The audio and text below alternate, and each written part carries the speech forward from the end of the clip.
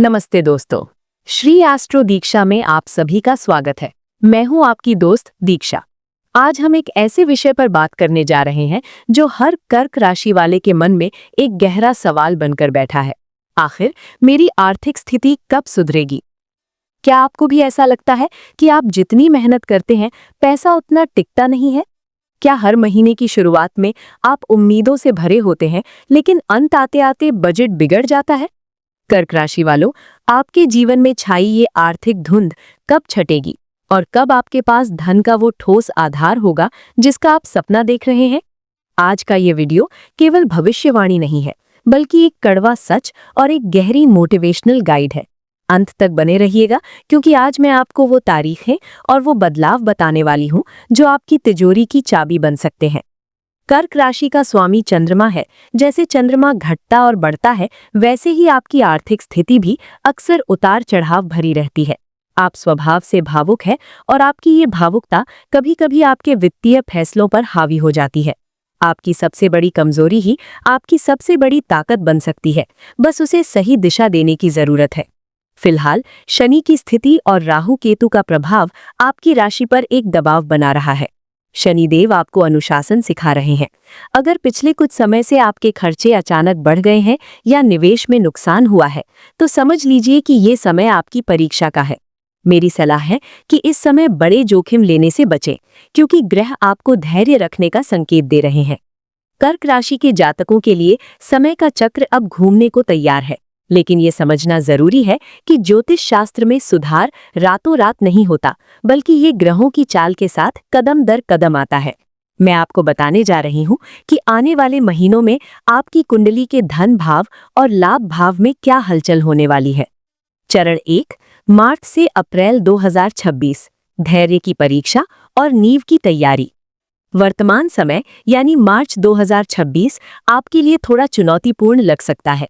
13 मार्च से 22 अप्रैल तक शनि देव अस्त अवस्था में है। जब कर्म का कारक शनि अस्त होता है तो मेहनत का फल मिलने में देरी महसूस होती है। आपको ऐसा लग सकता है कि पैसा हाथ में आते आते रुक गया है। इस दौरान आप कोई नया बड़ा निवेश न करें। ये समय आपकी पिछली गलतियों से सीखने का है। 15 मार्च को जब सूर्य कुंभ से निकलकर मीन राशि में प्रवेश करेंगे तो आपके भाग्य स्थान में थोड़ी हलचल होगी।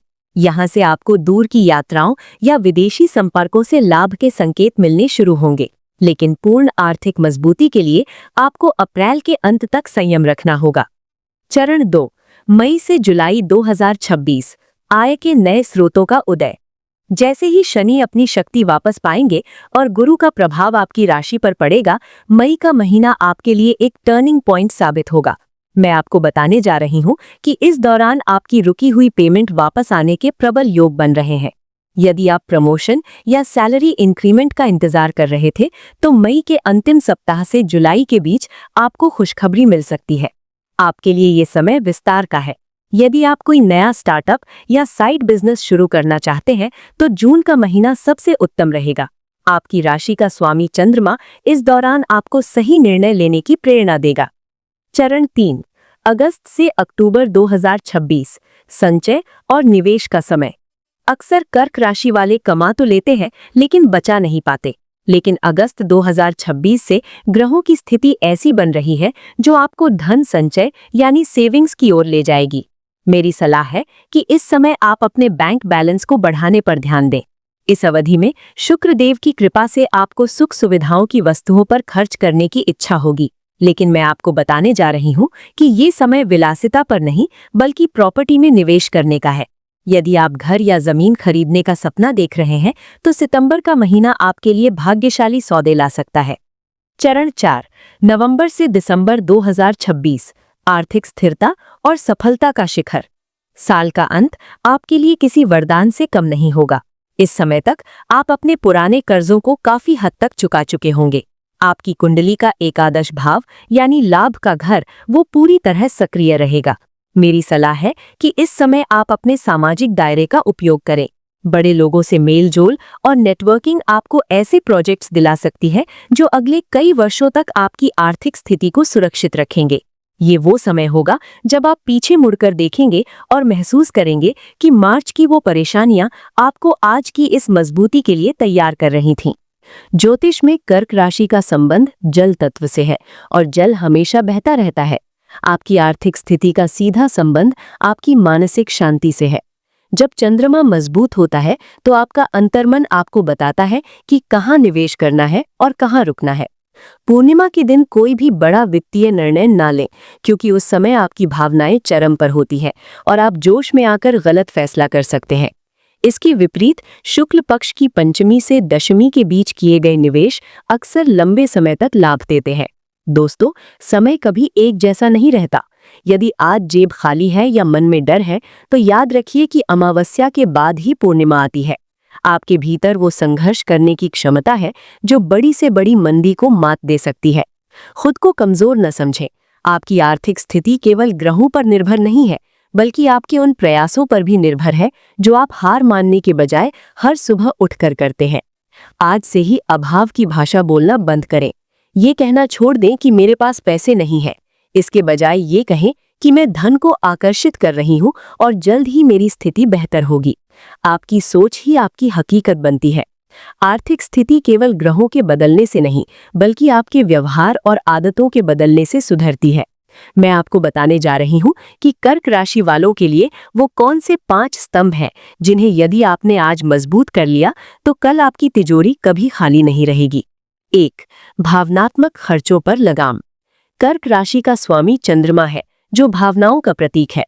अक्सर देखा गया है कि जब आप बहुत खुश होते हैं या बहुत उदास होते हैं तो आप रिटेल थेरेपी का सहारा लेते हैं, यानी भावनाओं के बहाव में आकर अनावश्यक खरीदारी करना।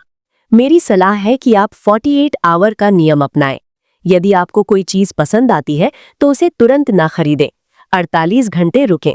अगर 2 दिन बाद भी आपको उसकी उतनी ही जरूरत महसूस हो, तभी उसे लें।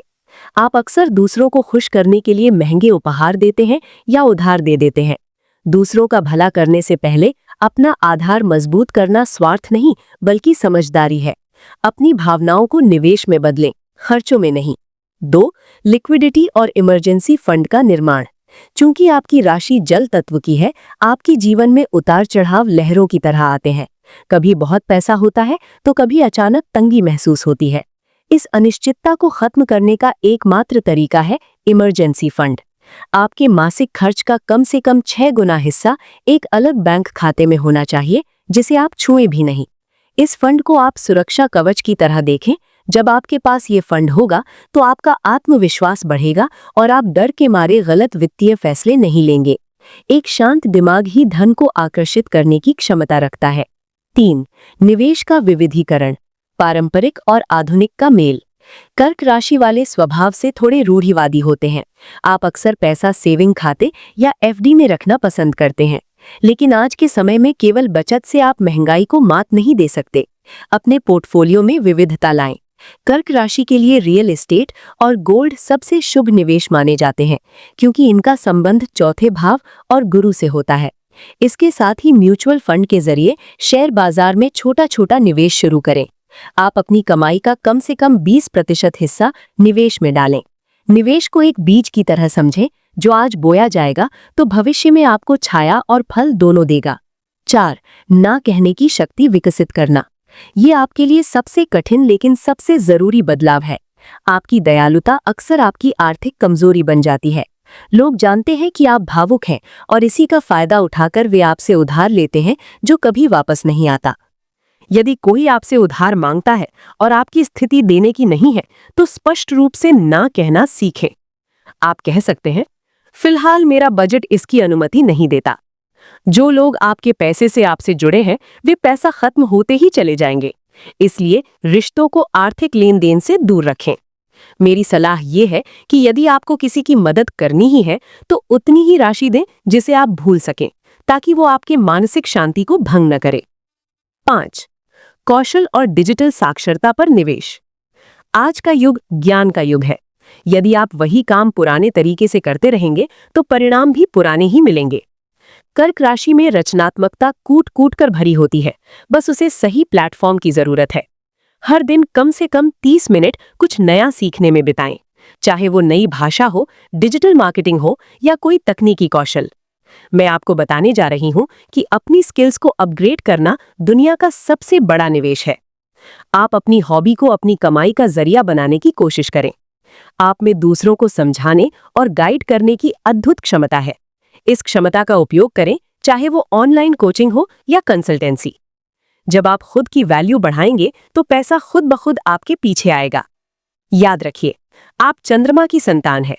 चंद्रमा स्वयं के प्रकाश से नहीं, बल्कि सूर्य के प्रकाश को परावर्तित करके चमकता है।